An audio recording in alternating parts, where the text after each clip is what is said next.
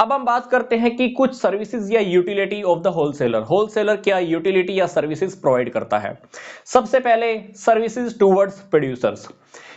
Wholesaler producer को क्या benefits available कराता है? पहली बात, ये प्रोड्यूसर को बताएगा, मैन्युफैक्चरर को बताएगा कि मार्केट के अंदर कौन से प्रोडक्ट की डिमांड है। जिस प्रोडक्ट की डिमांड है आप प्लीज वही मैन्युफैक्चरिंग कीजिए, क्योंकि कंज्यूमर यही मांग रहे हैं। तो ये सारी इंफॉर्मेशन क्या करता है? प्रोड्यूसर तक पहुंचाता है। दूसरी, ये ऐसे मिडलमैन का काम करता है। अब ये बंदा सीधा कंज्यूमर तक तो नहीं पहुंच सकता, ये रिटेलर तक भी सीधा नहीं पहुंच सकता, तो ये क्या करता है? होलसेलर के थ्रू अपने प्रोडक्ट को सेल करता है। तो कहीं ना कहीं ये मिडलमैन का काम कर रहा है इसके और रिटेलर के बीच में। फिर बात आती है कि प्रोवाइडिंग फाइनेंशियल हेल्प। ये तो मैंने आपको पहले भी बता दिया कि ये फाइनेंशियली हेल्प इसको भी कर रहा है, इसको भी। होलसेलर इसको तो कैश पेमेंट करता है, जबकि इसको क्रेडिट में प्रोडक्ट अवेलेबल करा देता है। आगे बात आती है कि स्टोरेज फैसिलिटी। अब सोचकर देखिए, अगर इसने काफी सारी प्रोडक्शन कर ली तो ये क्या इसके पास गोडाउन होते होंगे? नहीं, गोडाउन की फैसिलिटी ये प्रोवाइड करता है। काफी सारा प्रोडक्शन ये लोग कर लेते हैं, पर गोडाउन की फैसिलिटीज कौन प्रोवाइड कराता है? होलसेलर। होलसेलर काफी सारी क्वांटिटी में प्रोडक्ट खरीद लेता है और अपने गोडाउन्स में स्टोर कर लेता है, इसलिए स्टोरेज करने की फैसिलिटीज होलसेलर अल्टीमेटली प्रोवाइड करता ही है। आगे है प्रोवाइडिंग डिस्ट्रीब्यूशन फैसिलिटीज। प्रोडक्ट को डिस्ट्रीब्यूट करने का काम कौन कर रहा है? ये कर रहा है। इसने काफी सारी क्वांटिटी में प्रोडक्ट उठाया, कभी इस रिटेलर को सेल कर रहा है, दूसरा रिटेलर, तीसरा रिटेलर, चौथा रिटेलर। मैंने आपको बताया था कि होलसेलर के पास काफी सारे एजेंट और काफी सारे लोग काम करने वाले होते हैं जो इसके प्रोडक्ट्स की मार्केटिंग करते हैं। तो कहीं ना कहीं ये मेनू या डिस्ट्रीब्यूशन का काम भी करता है। फिर स्टेबलाइजिंग प्राइसेस, प्राइस को भी स्टेबल करके रखता है। कोरोना के टाइम में देख लीजिए, कोरोना के टाइम में क्या हुआ? फैक्ट्रीज बंद हो गई, प्रोडक्शन होना बंद हो गया, रिटेलर्स के पास पैसा नहीं है खरीदने के लिए, कंज्यूमर प्रोडक्ट की डिमांड कर रहा है। ध्यान से समझिएगा, यहां पर प्रोडक्शन नहीं हो रहा, कंज्यूमर को प्रोडक्ट चाहिए, रिटेलर के पास पैसा नहीं है, इसके पास गोडाउन में प्रोडक्ट रखा हुआ है। तो इन लोगों ने क्या किया था? प्रोडक्ट के प्राइसेस को स्टेबल करके रखा था, प्रोडक्ट के प्राइसेस मेंटेन करके रखे थे। कुछ जगहों पे गलत भी हुआ था, काला बाजारी भी हुई थी, ब्लैक मार्केटिंग भी हुई थी, प्रोडक्ट काफी महंगे रेट पे भी बेचे गए थे। पर फिलहाल क्या होता है? होलसेलर अप्रोक्सीमेटली क्या करता है? प्रोडक्ट के प्राइसेस को मेंटेन करके रखता है। फिर अचीविंग इकोनॉमी इन प्रोडक्शन, ये क्या करता है? बहुत हैवी क्वांटिटी में इसको ऑर्डर देता है। अगर ये इसको 10 प्रोडक्ट का ऑर्डर दे, फिर इसको महंगा पड़ेगा। ये क्या करता है? काफी सारी क्वांटिटी में इसको ऑर्डर देता है। फिर बहुत ज्यादा क्वांटिटी में ऑर्डर आने की वजह से क्या करता है? ये प्रोडक्शन बहुत ज्यादा करते हैं। अब प्रोडक्शन जितना ज्यादा होगा, प्रोडक्ट का प्राइस पर यूनिट कॉस्ट उतनी कम होने वाली है। अब पर यूनिट कॉस्ट कम होगी तो इसका अल्टीमेटली बेनिफिट किसको मिलता है? कंज्यूमर को भी मिलता है। तो कहीं ना कहीं ये क्या करता है? मार्केट में से प्रोडक्ट की डिमांड पता करता है और उसी के अकॉर्डिंग या उससे भी ज्यादा प्रोडक्ट की डिमांड सामने मैन्युफैक्चरर के पास रखता है, जिससे प्रोडक्ट की कॉस्ट, पर यूनिट कॉस्ट कम आती है। अब हम बात करते हैं services towards retailers.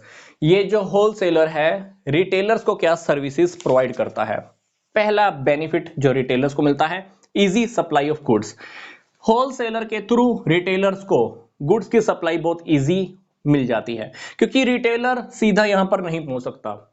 Manufacturer retailer को उधार भी नहीं दे सकता। उधार कौन प्रोवाइड कर सकता है? मैं, होलसेलर। तो होलसेलर क्या करता है? रिटेलर्स को गुड्स अवेलेबल कराता है इजीली। फाइनेंशियल हेल्प भी देता है, मैंने आपको बताया था। ये इसको कैश में पेमेंट नहीं लेता है, होलसेलर रिटेलर को हमेशा उधार बेचता है और रिटेलर बहुत टाइम के बाद होलसेलर को पेमेंट करता है। फिर कंसल्टेंसी सर्विसेज, होलसेलर क्या करता है? काफी सारी इसको सर्विसेज भी देता है, प्रोडक्ट के बारे में इंफॉर्मेशन देता है, प्रोडक्ट में ये खास बात है, प्रोडक्ट में ये है, प्रोडक्ट में वो है, सारी बातें रिटेलर्स को पहुंचाता है। रीजनेबल प्राइसेस, प्राइसेस भी जो रीजनेबल होते हैं, जो उचित रेट होता है, एग्जैक्ट जो अच्छे वाला रेट होता है उसी के अकॉर्डिंग देता है रेट, रिटेलर से कभी फालतू नहीं लेता है। आगे बेनिफिट्स ऑफ एडवर्टाइजमेंट। एडवर्टाइजमेंट के काम भी तो कौन करता है? होलसेलर करता है। तो कहीं ना कहीं एडवर्टाइजमेंट्स के बेनिफिट भी इसको, रिटेलर को मिल जाते हैं, क्योंकि रिटेलर को एडवर्टाइजमेंट नहीं करनी पड़ती। फिर इंफॉर्मेशन अबाउट न्यू प्रोडक्ट, नए नए प्रोडक्ट के बारे में होलसेलर को पता होता है, तो ये क्या करता है, अपने एजेंट या ब्रोकर्स के थ्रू ये इंफॉर्मेशन, नए प्रोडक्ट की इंफॉर्मेशन किसके पास पहुंचाता है, रिटेलर्स के पास। तो रिटेलर्स को नए प्रोडक्ट की इंफॉर्मेशन भी मिलती रहती है। पैकिंग फैसिलिटीज, काफी सारी पैकिंग भी होती है प्रोडक्ट की, तो वो जो ऊपर की पैकिंग्स होती हैं काफी सारी, वो होलसेलर के थ्रू ही होती हैं। तो ये बेनिफिट्स कहीं ना कहीं रिटेलर्स को अवेलेबल हो जाते हैं। अब हम बात करते हैं सर्विसेज टूवर्ड्स सोसाइटी। सोसाइटी को क्या बेनिफिट मिलता है, ये बात, एक बात तो मैंने आपको पहले भी बता दी। होलसेलर क्या करेगा, काफी सारी क्वांटिटी के अंदर प्रोडक्ट का ऑर्डर देने वाला है, तो ये क्या करेगा, काफी सारी क्वांटिटी के अंदर प्रोडक्शन करने वाला है। प्रोडक्शन जितना ज्यादा होगा, पर यूनिट कॉस्ट उतनी कम होने वाली है। तो पर यूनिट कॉस्ट कम होगी तो कहीं ना कहीं कंज्यूमर को, कहीं ना कहीं सोसाइटी को बेनिफिट होता ही है। प्रोडक्ट का रेट जो ज्यादा मिलने वाला था, अब होलसेलर की वजह से वही प्रोडक्ट का प्राइस बहुत कम होने वाला है, तो सोसाइटी को भी बेनिफिट मिल जाता है। कंट्रोल ऑन मार्केट फ्लक्चुएशंस, ये मार्केट की फ्लक्चुएशंस को कंट्रोल करके रखता है, डिमांड और सप्लाई को मेंटेन करके रखता है, जिसका बेनिफिट अल्टीमेटली कंज्यूमर्स को, सोसाइटी को मिल ही जाता है। Easy availability of the goods, goods को इजी अवेलेबल कराता है, ये कंज्यूमर को गुड्स इजीली अवेलेबल कराता है। कैसे, रिटेलर्स के through.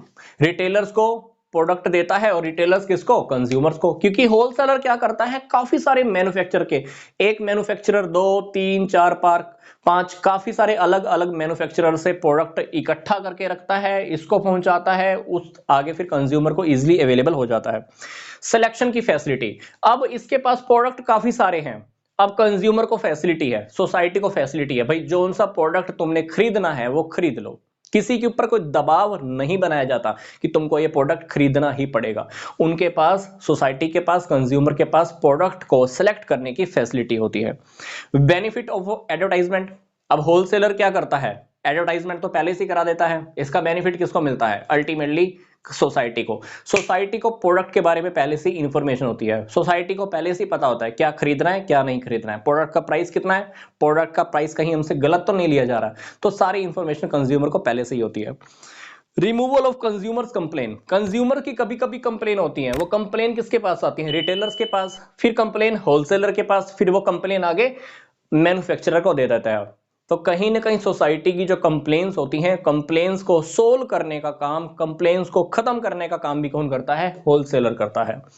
Next, possibility of the large scale production, ये भी मैंने आपको पहले बता दिया, सोसाइटी से काफी सारे प्रोडक्ट की डिमांड आने वाली है, वो क्या करेगा, उस डिमांड के बारे में इंफॉर्मेशन किसको देगा, मैन्युफैक्चरर को देने वाला है। मैन्युफैक्चरर क्या करेगा, लार्ज स्केल में प्रोडक्शन करेगा, लार्ज स्केल पर प्रोडक्शन होगा तो प्रोडक्ट की क्वालिटी अच्छी होने वाली है, पर प्राइस कम होने वाले हैं, जिसका बेनिफिट अल्टीमेटली कंज्यूमर्स को, सोसाइटी को मिलने वाला है।